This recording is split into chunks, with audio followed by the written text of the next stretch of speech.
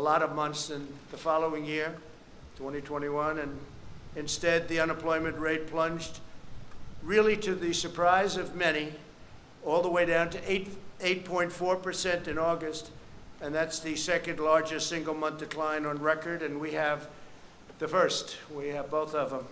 So we have the two #1 declines, decline meaning positive, not negative.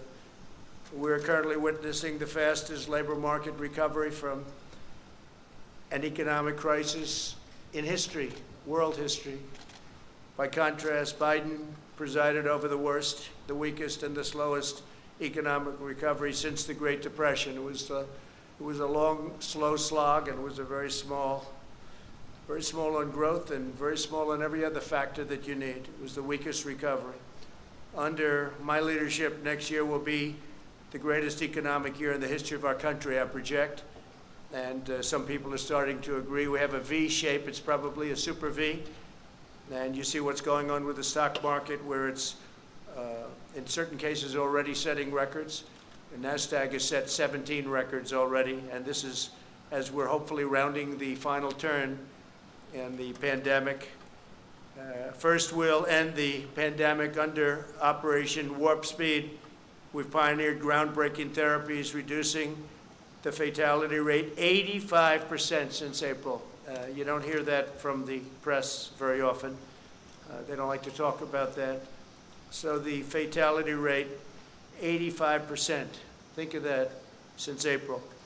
The United States has experienced among the lowest case fatality rates of any major country in the world. And we are an absolute leader in every way. Under my leadership, we'll produce a vaccine in record time. Biden and his very liberal running mate, the most liberal person in Congress, by the way, is not a competent person, in my opinion, would destroy this country and would destroy this economy. Should immediately apologize for the reckless anti-vaccine rhetoric that they are talking right now, talking about endangering lives, and it undermines science. And what's happening is all of a sudden you'll have this incredible vaccine, and because of that fake rhetoric, it's a political rhetoric, that's all it is, just for politics, because now they see we've done an incredible job, and in speed like nobody's ever seen before. This could have taken 2 or 3 years, and instead it's going to be done in a very short period of time. Could even have it during the month of October. So contrary to all of the lies, the vaccine, that they're politicalized, they'll say anything. And it's so dangerous for our country, what they say. But the vaccine will be very safe and very effective, and it'll be delivered very soon. You could have a very big surprise coming up. I'm sure you'll be very happy, but the people will be happy. The people of the world will be happy. Next, we'll return to unprecedented prosperity through our pro-American policies. We'll pass new tax cuts to boost take-home pay. We're going to be cutting taxes very substantially. We get it back through growth. We had tremendous growth until we got hit with the China virus. We'll continue our historic regulatory reduction campaign. We've, as you know, in 3.5 years, we've cut more regulations than any other administration, no matter how long, no matter what period of time you're talking about. We'll enact fair trade deals, and we're working on 7 major fair trade deals right now. And when I say fair, fair to our country, because our country was ripped off by every nation.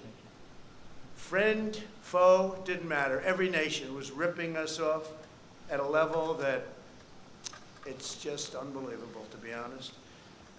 We're going to be expanding opportunity zones, and we will keep that going. It's been a tremendous program. I want to thank Senator Scott, South Carolina, for coming up with that whole concept, because he came up and I liked it right away, and it's really turned out to be a tremendous thing, especially for African Americans, Hispanic Americans. We'll continue to unleash American energy. We're #1 in the world, and we're totally energy independent right now. And in 2021, we'll create 10 million jobs at least in the first 10 months. Joe Biden, the radical socialist Democrats, would immediately collapse the economy. If they got in, they would collapse it. You'll have a crash the likes of which you've never seen before. Your stocks, your 401ks. Remember, it's the people that own these massive listed companies. A lot of people, rich people, not so rich people, and middle-income people, and those stocks will crash like you've never seen before. The Biden plan begins with a $4 trillion tax hike, and that will end everything, including growth. There won't be growth. There'll be total contraction. Biden's also pledged to demolish the U.S. energy industry and implement the same policies causing blackouts in California. He wants to have things lit up with wind. He'll have to talk to China, Russia, India, and lots of other countries, because they're not doing that. And if they're not doing it, it puts us at a tremendous economic disadvantage, and it doesn't work. You take a look at the blackouts in California. It's really rather amazing what's going on there. They've tried to go, and that's just with a small portion going that route. That doesn't work, and it can't fire up our big plants. We're going to have this great industry that we've created. Can't fire up our big plants. Biden's plan for the China virus is to shut down the entire U.S. economy. He's going to totally rely on somebody to walk up. Yes, sir, it's time to shut it down. He'd be laying off tens of millions of workers and causing countless deaths from suicide, substance abuse, depression, heart disease, and other very serious illnesses. Because when you do a shutdown, there's a problem on the other side. It's not just from the virus. You have a big problem with suicides, with losing your jobs, with all sorts of things. You just take a look. Depression is a massive problem. And, what happens is they turn to substance abuse, alcohol, drugs. So we can't do that. And then we'd have to give up all the gains that I've been talking about over the last 3 months. What we have done is incredible. We're setting records all over the world. No matter where you go, nobody has done what we've been able to do. So we're setting records in jobs, we're setting records in numbers, and you're going to see some very big numbers. Third quarter numbers are coming out right before a very special day, November 3rd. So you have the numbers coming out, and they're, I think, going to be fantastic. You know, I think they're going to be fantastic. The best numbers of all, if somebody doesn't come along and raise taxes, double, triple, quadruple your taxes, will be the numbers from next year. But you're going to have a good third quarter number coming out. And I think it's going to be hard for even the media to disparage that number. Biden wants to surrender our country to the virus. He wants to surrender our families to the violent left-wing mob. And he wants to surrender our jobs to China, our jobs and our economic well-being. I've taken in billions and billions of dollars from China. No other president's done what I've done. I've given much of it to the farmers. I've given it to farmers, manufacturers, but I've given most of it to the U.S. Treasury. Nobody's done that. We haven't taken in 10 cents from China ever. They targeted our farmers, and I targeted them. And I gave $28 billion to our farmers. Our farmers wouldn't be existent right now. Right now, they're very happy. In fact, they're setting records on purchases. China is purchasing more corn than they've ever done. Record purchase of corn and soybeans, beef, because they know I'm not happy with them. They know I'm not happy at all. And frankly, I don't want to set the world necessarily to thinking too much about it right now, but there's been no country anywhere at any time that's ripped us off like China has. We lose billions and billions of dollars for years and years, decades. We've lost billions and billions and billions of dollars by dealing with China. We get nothing from China. They get nothing other than loss, other than giving our money, and they take that money and they build their military, and you see they're building up a powerful military. And it's very lucky that I've been building ours up, because otherwise we'd be dwarfed right now by China. It would be a terrible thing, a terrible thing. We're way ahead on the nuclear front. We've upgraded our nuclear. Hope to God we never have to use it. But we would be in a position that we are not in right now. But China's spending the money we give them to build up their military. So when you mention the word decouple, it's an interesting word. So we lose billions of dollars, and if we didn't do business with them, we wouldn't lose billions of dollars. It's called decoupling, so you'll start thinking about it. You'll start thinking. They take our money and they spend it on building airplanes and building ships and building rockets and missiles. And Biden has been just a pawn for them. He's been so easy, they dream about Biden. There was a report today that they hope that Joe Biden becomes president. If Joe Biden becomes president, China will own the United States, and every other country will be smiling also. They'll be smiling. When reports come out that certain countries don't really like me too much, that's not because of my personality, although it could be that also, frankly. It's because of the fact that I've been very tough on countries that have been ripping us off for so many years. If you look at NATO, with the exception of 8 countries, we're one of them. Every country is way behind. They're delinquent, especially Germany, in paying their NATO bills. That means we end up paying it, and we're not doing it. I told them, we're not doing it. And they've increased their spending now, $130 billion, going up to $400 billion a year. It's all because of me. Then you hear the country doesn't like me. I mean, I can understand that. Because President Obama and other presidents, in all fairness, would go in there and they'd make a speech and they'd leave. I went in there, I looked and I said, this is unfair. We're paying for NATO. We're paying for NATO. Almost all of it. So they rip us off on the military, and then they rip us off with the European Union on trade. And Biden doesn't have a clue. You know he doesn't have a clue. Everybody knows he doesn't have a clue. In prime time, he wasn't good. And now, it's not prime time. He spent 47 years sending American jobs to China, to Mexico, and to other countries while collecting millions of dollars in campaign and super PAC contributions from global corporations that got rich by making American workers poor. His son, where's Hunter? Where's Hunter? I call him Where's Hunter. Walked away with $1.5 billion to manage, even though he never did that before. He walked away with a fortune from Ukraine, from China, and from other countries. Between his son and his brother, you ought to read the statements, and the press doesn't pick that up. If I ever did that, it would be hell, even worse than it's been, okay? Even worse than it's been. What he's done is so incredible. I won't give them the $1 billion, he says. I won't give them unless they get rid of that prosecutor. And then voila, they got rid of the prosecutor. And the press doesn't even want to talk about it. You talk about quid pro quo. With me, there was none. With him, he's right on tape, and you don't want to cover it. You should be ashamed of yourselves.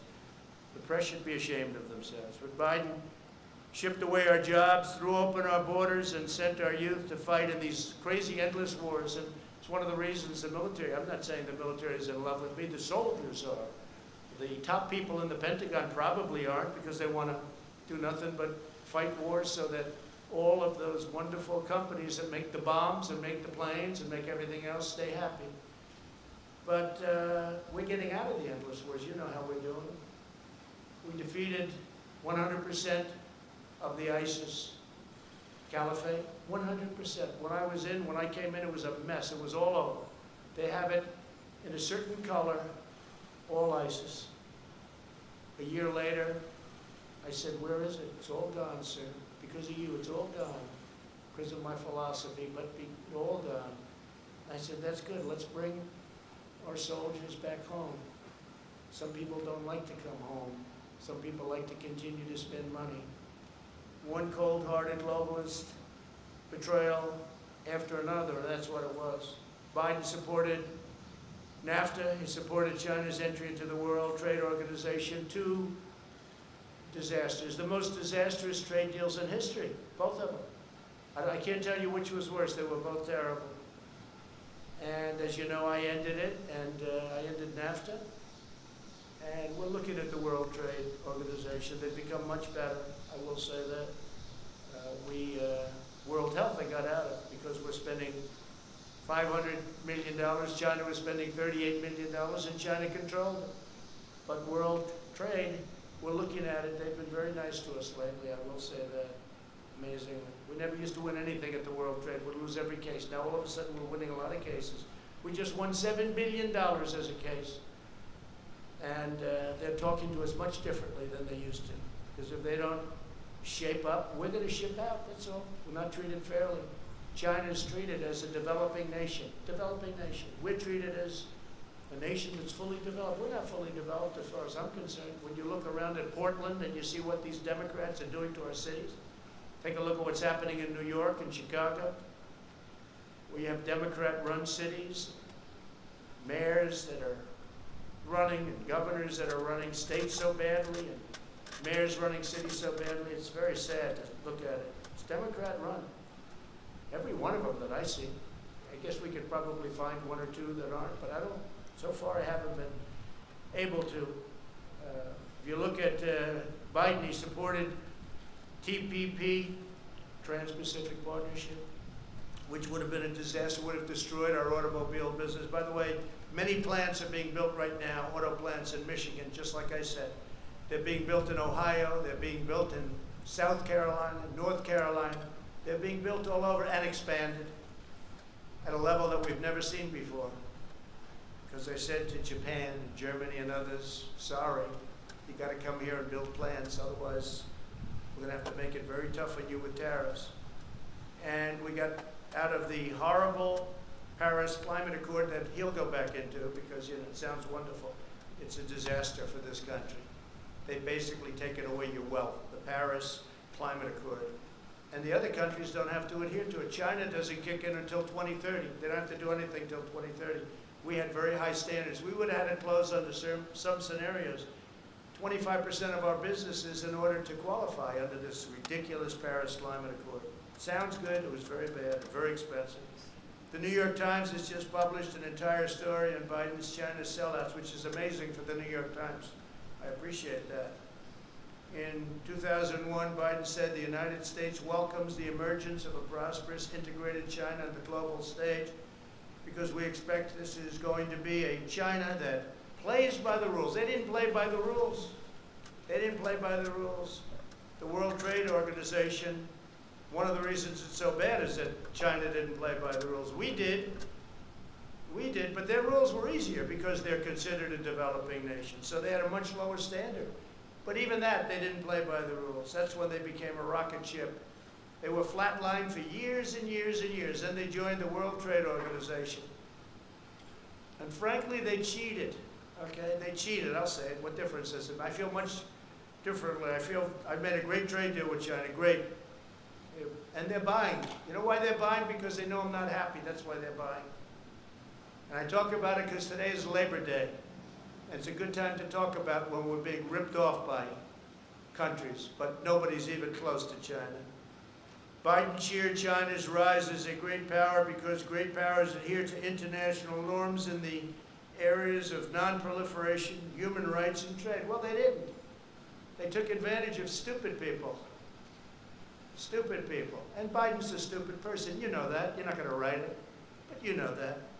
The cost of Biden's economic treachery was 60,000 shuttered American factories, and I hear this morning the real number is probably 70,000. 70,000 shuttered American factories, and he's talking about how wonderful it is with China. No, China's been very bad, on top of which we had the China plague sent to us, and other viruses, nothing near this serious, but the swine.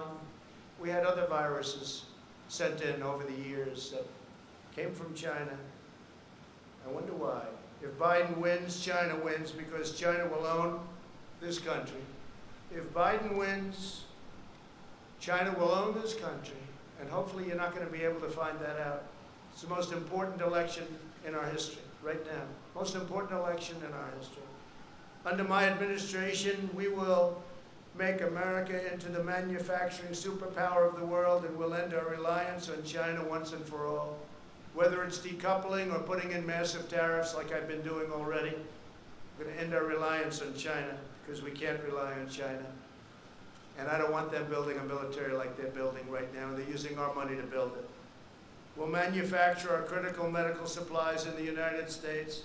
We'll create Made in America tax credits and bring our jobs back from China to the United States, and we'll impose tariffs on companies that desert America to create jobs in China and other countries. If they can't do it here, then let them pay a big tax to build it someplace else and send it into our country. We'll prohibit federal contracts from companies that outsource to China, and we'll hold China accountable for allowing the virus to spread around the world. Now you can understand why China would much rather see Sleepy Joe than Donald Trump. But as long as I'm president, we will never waver in our undying loyalty to the American worker and to our country as a whole. So, happy Labor Day, everybody. Yeah, go ahead. Thank you, President. The issue of what happened when you were in France continues to be a story. You're going to have to take that off, please. Just, you can take it off. How many feet are you away? I'll speak a lot louder. Well, if you don't take it off, you're very muffled. So if you would take it off, it would be a lot easier. I'll just speak a lot louder. Is that better? It's better, yeah. It's better. Mr. President, some people are having a hard time believing your denial of the Atlantic story because of what you said about John McCain in the past. Do you understand that? And have you asked John No, I don't understand. And have you asked John Kelly to refute that story? No, I don't understand it at all, no, because I've always been on the opposite side of John McCain. John McCain liked wars. I will be a better warrior than anybody, but when we fight a war, we're going to win them.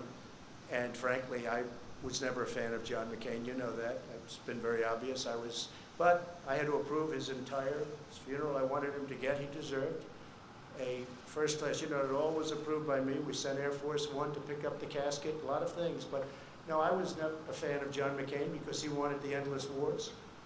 And I didn't. I thought that the way the vets were taken care of, our great vets, was not good, not appropriate. And of course, he took the fake dirty dossier and gave it over to the FBI. So this is not somebody I'm not supposed to say, what a wonderful guy. So, you know what? I lived with him. He lived with me, but we had different philosophies. I think my philosophy is right. I think it's turned out to be right. But I wasn't a fan. But I respect people, and I respect a lot of people. That doesn't mean I necessarily have to agree with him, and I didn't agree with him on a lot of things. The story is a hoax, written by a guy who's got a tremendously bad history. The magazine itself, which I don't read, but I hear it's just totally anti-Trump. He's a big Obama person, he's a big Clinton person, and he made up the story. It's a totally made-up story. In fact, I was very happy to see Zach Fuentes came out and said, now I think that's number 15. And these are people that were there. That's the 15th person, General Kellogg. Everybody that was there knew what happened. And so I was happy to see that Zach came out and said it's not true. It just came out. And it's a disgrace. Who would say a thing like that? Only an animal would say a thing like that. There's nobody that has more respect for not only our military, but for people that gave their lives in the military. There's nobody, and I think John Kelly knows that. I think he would know that. I think he knows that from me. But Zach Fuentes says, you know, worked for John. And I think they both know that. But Zach came out, as you know, today or yesterday, last night, and said very strongly that he didn't hear anything like that. Even John Bolton came out and said that was untrue. Now, what was true is that we had the worst weather. I think it was as bad a rain as I've just about ever seen. And it was a fog. You literally couldn't see. I walked out. I didn't need somebody to tell me. I walked out. I said, there's no way we can take helicopters in this. I understand helicopters very well. And they said, no, sir, that's been canceled. They would have had to go, Secret Service, I have the whole list. They would have had to go through a very, very busy section during the day of Paris. They would have had to go through the city. The Paris police were asking us, please don't do it, because they're not ready. When you do that, you need a lot of time. They take days and days and days to prepare for that. I wanted to do it very badly. I was willing to sit in a car for 2 hours, 3 hours, 4 hours. I didn't care. It didn't matter. And I had nothing else to do. I went there for that. I had nothing else to do. It was ended because of the terrible weather, and nobody was prepared to go through, in terms of Paris, the police, the military, and the Secret Service. And they came out very strongly and said, sir, we can't allow you to make this trip. If I wanted to, sir, we can't allow you from a safety standpoint. It was a phony story, just like the dirty dossier, the fake dirty dossier, just like the Russia collusion, just like all of the other phony stories. And there'll be more phony stories. But I do appreciate Zach coming out. But Zach now is the 15th person that's denied it. Zach now, I think, also talked about the weather aspect of it, and he's probably the 14th or 15th person that blamed it on weather. So that's enough of that. Yes, please. Thank you. We're seeing judges, most recently in Detroit, limit police ability to use non-lethal force. My first question would be, should the police be allowed to use non-lethal force to quell the violence in their city? We're talking about where non-lethal force? Right, so in the riot, most recently. The riots? Yeah. Well, I think what's happened is the toughness. These are Democrat-run cities all, and there's no retribution. They stand there, they throw things at the people that are supposed to be protecting something, and nothing happens. They throw rocks, they throw cans of soup, they throw lots of hard objects, and rarely does anything happen. But I've told, when we have the federal in there, as you know, I told the U.S. Marshals to go get the man who killed another man, and they know who it was, and you have to arrest him. You have to arrest him. After 2.5 days, they didn't arrest him. The U.S. Marshals went in, and it ended up being a gunfight, and the man was killed. But this is a man that had a bad record, and there's a man that killed a man in the street. I mean, I witnessed it. Most people witnessed it. And the U.S. Marshals went in. They weren't playing games. They can't play games. If somebody is breaking the law, there's got to be a form of retribution. I watch so often when I watch some of the areas that we're talking about. Now we have Rochester. That's, again, Democrat governor, Democrat mayor, all Democrats, every one of them. And it always will be. I was with the governor of Texas. He looked at me and said, I can't imagine how they allow this to happen. And, you know, it's different. It's different. I could talk about other governors saying the same thing. Yeah, please, go ahead. We can follow up on that.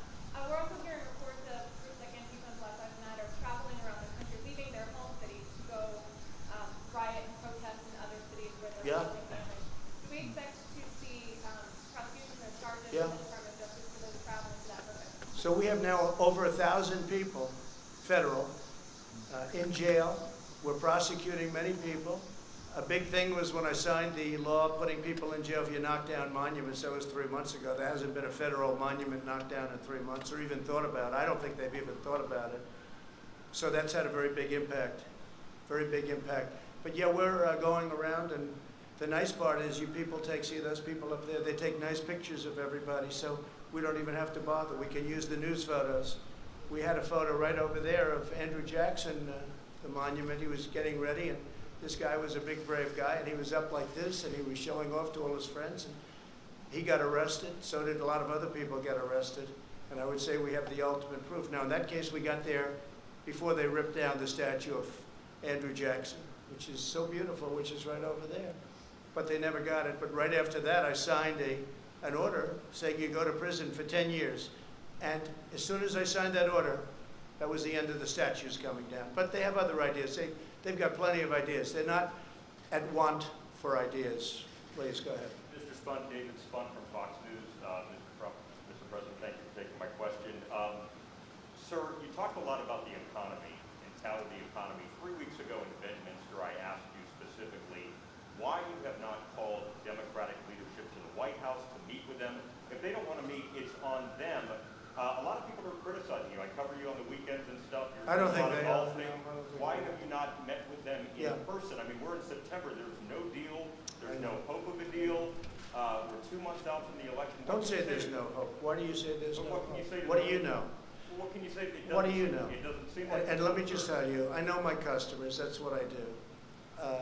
I know Pelosi. I know Schumer very well. They don't want to make a deal because they think it's good for politics if they don't make a deal. This has nothing to do with anything other than you have to know who you're dealing with. I do. These are people that I don't have a lot of respect. I don't think they have a lot of respect for the American people. And I know who I'm dealing with. And I don't need to meet with them to be turned down. They don't want to make a deal because they know that's good for the economy. And if they make a deal that's good for the economy, and therefore it's good for me for the election in November 3rd, and therefore they're not going to make a deal. Now, if we gave the store away, if we bailed out all of their Democrat-run cities where we give them $1 trillion, which is the kind of money they want $1 trillion to bail out badly run Democrat cities and states, whether it's New York or Illinois or others, they want to bail them out. And we're saying, well, we're not going to pay that kind of a price in order to bail the city. We'll do something to help cities, but that's going to have to rest on its own. And why didn't you do this at the beginning? Because they could have done it at the beginning. So I know who I'm dealing with. And I'm on the phone with Mnuchin and with Meadows and with all of these people constantly, you know, while they're there. But I also know when it's time to meet with people. I've done very well with deals, okay? That's what I do. And I know when it's time to meet. But I don't have to meet them in order to be turned down and in order for them to walk out to the sticks, which is the microphones, and give you people a false report of what just took place in the Oval Office. So they don't want to make a deal because they think that if the country does as badly as possible, even though a lot of people are being hurt, that's good for the Democrats. But David, that's a bad thing. Yeah, please go But ahead. as president, shouldn't you take the high road, sir? I am taking the high road. I'm taking the high road by not seeing them. That's the high road. Yeah. Mr. President, David And if I thought it made a difference or would make a difference, I'd do it in a minute. Yeah, go ahead. David Jackson, USA Today. My question is about the Durham report that you have talked about recently. You said, let's see what happens. Now, you've accused people of committing crimes against you during the Russian investigation. Yeah, President sure. Obama, They spied on my campaign, that's right. My question They spied on my campaign, and if they were Democrats, they would have been in jail 2 years ago. They would have been in jail, literally, if this side were the Democrat side, they would have been in jail 2 years ago for 50-year terms for treason and other things. Excuse me, my question is, do you want the Justice Department to indict people over this? I'm not going to say that. I have to see the report. I haven't seen it. I purposely, I don't know if that was a good thing, smart thing, I don't know. But nobody can complain about it. I have every right to have been very much involved. And maybe someday I'll get involved in it.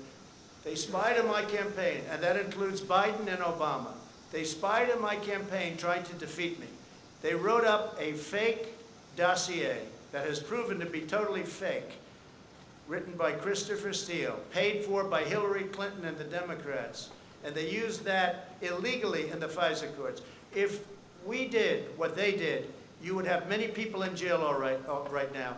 And you have, other than the one agent that admitted his guilt, that he forged documents, we don't have that yet. But the report hasn't been issued yet. Let's see what happens. But let me just say something.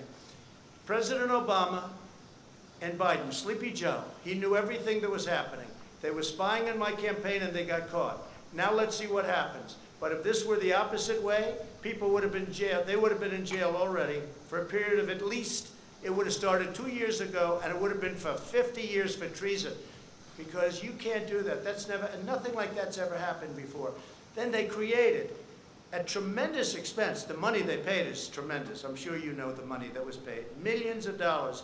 They created a fake dossier. A fake dossier, proven to be now fake. Everyone, and they used it in the FISA courts. That's a crime. So far, I haven't seen anybody have a problem, but the report hasn't been issued yet. Let's see what happens with the Durham report. But this started at Obama. And some people would say, and some people, well, but he was the president, like, let's leave him alone. If it were me, they wouldn't be leaving me alone, I can tell you. It's a totally double standard, and it's a disgrace. And if I were a Republican senator, and if I were a Republican congressman, and we have some great ones, but we have a lot of them that don't fight the way that the other side fights. We have much better policy. We have much better things going for us, like borders and walls and immigration and no sanctuary cities, and they have a lot of bad stuff going. But they're dirty fighters. And the dirtiest fight of all is the issuance of 80 million ballots, unrequested. They're not requested. They're just sending 80 million ballots all over the country. 80 million ballots, non-requested. I call them unsolicited ballots. That's going to be the dirtiest fight of all. People are going to get ballots. They're going to say, what am I doing? And then they're going to harvest. They're going to do all the things. And if you look at the last period of 6 months, take a look at the races where they've sent ballots out. Take a look at Carolyn Maloney, whose race should be redone because she won that race totally unfairly to her opponent. Her opponent did very well against her. That race should be rerun. But they declared her the winner because they heard I found out about it. But take a look at what's happened in New Jersey and in Virginia and different places. It's a disgrace. That'll be a beauty. Yeah, please. Thank you, Mr. President. If proven true, are you okay with Postmaster General DeJoy and the fact that he asked former employees at his private company to make donations to the GOP and then reimburse them? Are you okay with that? I don't know too much about it. I read something this morning, but I don't. Other than that, I have to see it. He's a very respected man. He was approved very much by both parties, I guess. It was sort of an approval that took place by both parties. I don't know exactly what the story is. I'll certainly know within a short period of time. I just read it for the first time. I read it this morning just like you did. Do you support an investigation, sir? Sure, sure. And I think let the investigations go, but he's a very respected man. Again, it was a bipartisan commission. Postmaster General is appointed by a bipartisan commission, and we'll see how that goes. But no, I think he's a very honest guy, but we'll see. Yeah. Thank you, Mr. President. Mr. President, Go ahead, follow up, please, if you don't mind. If it's proven to be a campaign finance scheme, do you think he should lose his job? Yeah, if something can be proven that he did something wrong, always. You know? Thank you. Always. They've been looking at me for 4 years. They found nothing. 4 years. Think of it. For 4 years, from the day I came down the escalator, I've been under investigation by sleaze, and they found nothing. They found nothing. A friend of mine said, you have to be the most innocent, honorable man ever to hold the office of president. Think of it. They spent just Mueller alone. He spent, I guess the real number turned out to be $48 million, but whatever it was, many, many millions of dollars. They had 18 angry Democrats looking. They had FBI agents all over the place.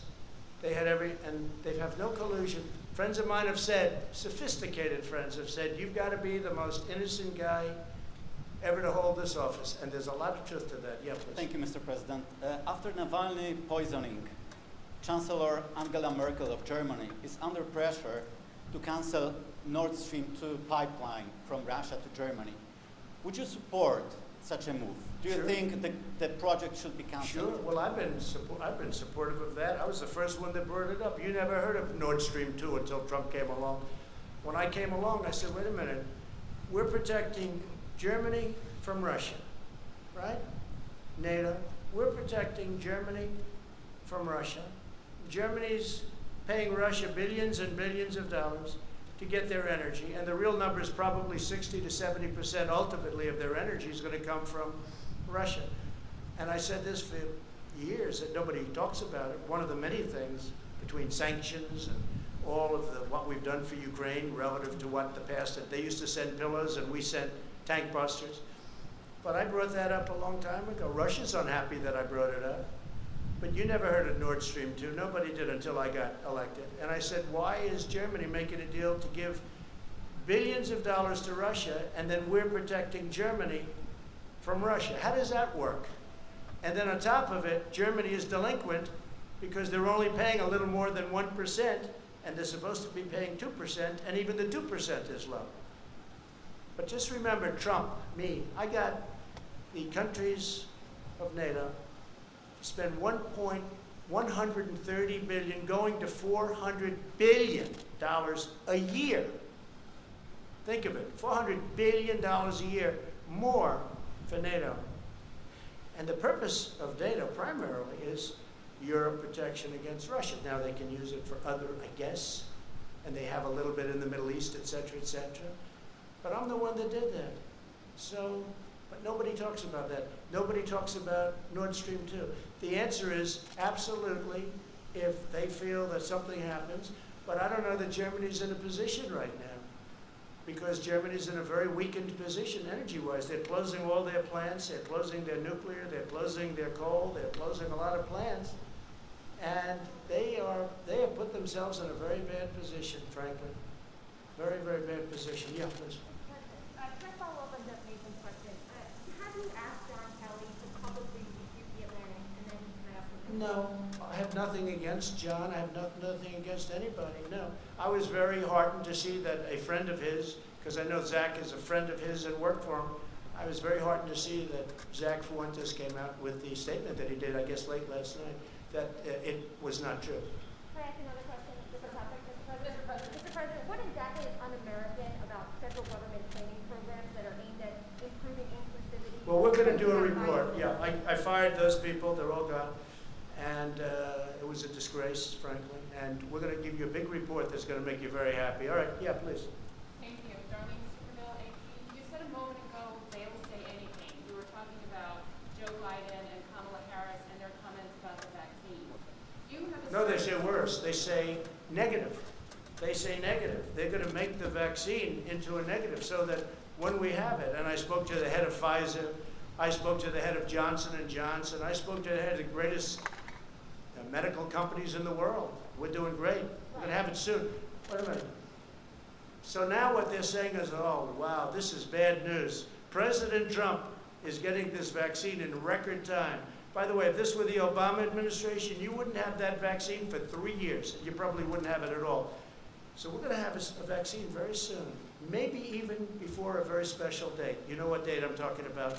Yes. Let me just tell you, wait. And what they're doing, because they think it is going fast, and if you talk to a lot of your sources, if you have sources, if you talk to your sources in the FDA, you'll see it's going very, very well. The numbers are looking unbelievably strong, unbelievably good. So now they're saying, wow, Trump's pulled this off. Okay, let's disparage the vaccine. That's so bad for this country. That's so bad for the world to even say that. And that's what they're saying it. But I watched Kamala's poll numbers drop from 15 to almost 0, and then drop out even before she ran in Iowa because people didn't like her. And I understand why. She will never be president, although I have to be careful because Obama used to say that about me, so I have to be a little bit careful. Right. But you have to look at her a little bit more closely because obviously Joe's not doing too well. So you're going to have to look at her a little bit too closely. But she's talking about disparaging a vaccine so that people don't think the achievement was a great achievement. I don't want the achievement for myself. I want something that's going to make people better, that people aren't going to get sick with. That includes therapeutics, where we're doing equally as well. Therapeutics. Go ahead. Your point is that what they're saying is that they're saying it for political purposes. Yes. You have asserted repeatedly that a vaccine will be on the market before the election. No, I didn't say they will. I said by the end of the year. The same thing that No, but you're not quoting me accurately. I said that vaccines will be on the market before the end of the year, but they may even be on the market. They may even be developed and fully developed, tested, everything else. You know, we have 30,000 people in just one vaccine right now under test in very, very highly infected areas. So we're going to be able to get a good result one way or the other very soon. So I didn't say what you said. What I said is by the end of the year, but I think it could even be sooner than that. It could be during the month of October, actually. Could be before November. But aren't you also saying that for political reasons? No, I'm saying that because we want to save a lot of lives. With me, it's the faster the better. With somebody else, maybe they would say it politically, but I'm saying it in terms of this is what we need. We have to have, if we get the vaccine early, that's a great thing, whether it's politics or not. Now, do benefits inure if you're able to get something years ahead of schedule? I guess maybe they do. But the most important thing to me is saving lives. It's the most important thing. Yeah, go ahead in the back. Hi. Just based on some of your recent tweets, sir, do you You sound so clear as opposed to everybody else where they refuse. your tweets about the 1619 project? Why do you object to that being taught in schools, and do you object to slavery itself being taught in schools? Yeah, so no, I want everybody to know everything they can about our history. I'm not a believer in cancel culture, the good and the bad. If you don't study the bad, it can happen again. So I do want that subject studied very, very carefully and very accurately. But we grew up with a certain history, and now they're trying to change our history, revisionist history. That's why they want to take down our monuments. That's why they want to take down our statues. I saw something the other day which was absolutely horrendous. Washington Monument, they want to rename it.